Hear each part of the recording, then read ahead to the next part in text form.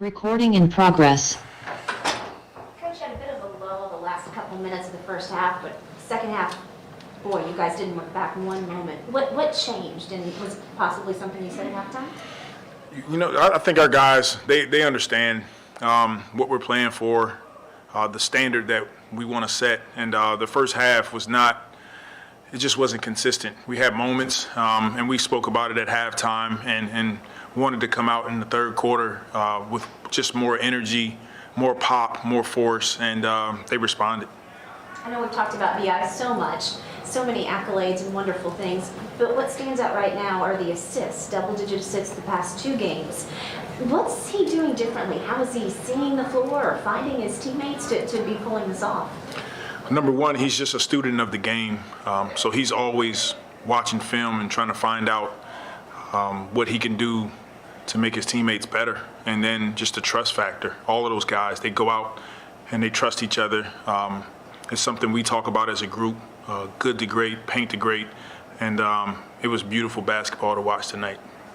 Before you got this job, just what was your perception of Brandon as a playmaker, and what are your thoughts on it now? Has it shifted at all? Is he better in that department than you thought coming in, or is this kind of what you thought? Brandon is he's better than advertised. He is worldly, outer-worldly talented. He has an extremely high basketball IQ, and he's a great teammate, great human being, and it's just fun to be around him, to coach him, to learn from him, and it's also a blessing to have a guy like Brandon. Yeah, we talked a little before the game about him, kind of taking Jose and Najee under his wing. I mean, I remember back in media day you said, hey, Brandon's going to lead, he's going to do it in his own way. What does Brandon, I guess, leading in his own way kind of look like so far? Just, the things that you're talking about, taking the young guys under his wing, going to dinners, going to the movies, just talking shop in the locker room, getting on the floor and working with guys on whatever it is that they see, areas that they see that they can be better, how to take advantage of the different defenses. So, Brandon he's getting more comfortable leading, but he, like I said before, he leads in his own way, which is fine, and our team just rally around that.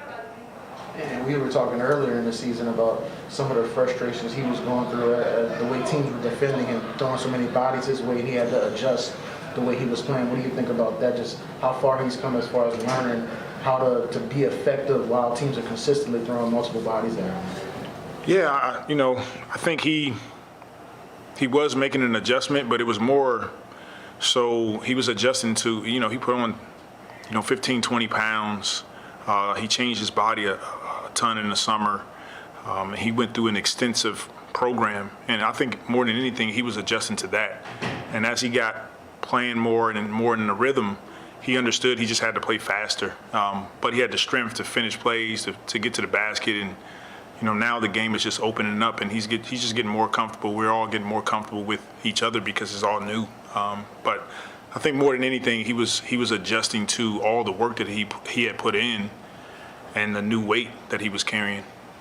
And I mean, now obviously a whole lot of season left, but now after this one, you guys have jumped up to that number 10 spot.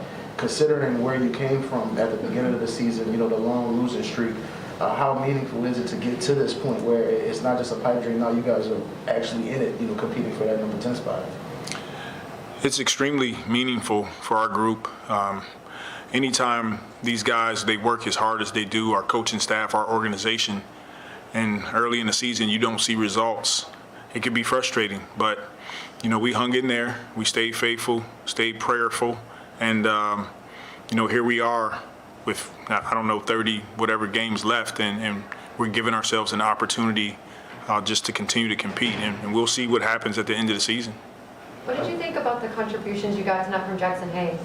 Jackson he had another brilliant night. He does a great job of playing off Jonas, especially when we go with the bigger lineup.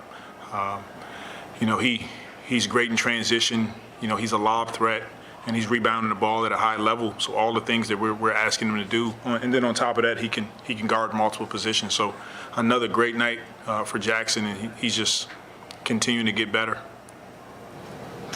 All right, we'll go to Zoom. It seemed like just kind of like the Detroit game, there was a stick to it element to this game as far as, things didn't go that well great in the first half, but you guys kind of hung in there. What did you think of what Jonas did in the fourth quarter, just how valuable it is to be able to post up a guy? And he had a quiet first 3 quarters, but then in the fourth quarter, he was big. It's a credit to Jonas and the work that he puts in and just who he is as a person. He's resilient. He doesn't give up. It was a little frustrating for him to start the game with the fouls and the way they were guarding him, but he made the adjustment late in the game for us and just came up with some big plays. Thanks, Coach. Appreciate it. Thank you. Thank you, guys. Okay. Congrats. Thank you.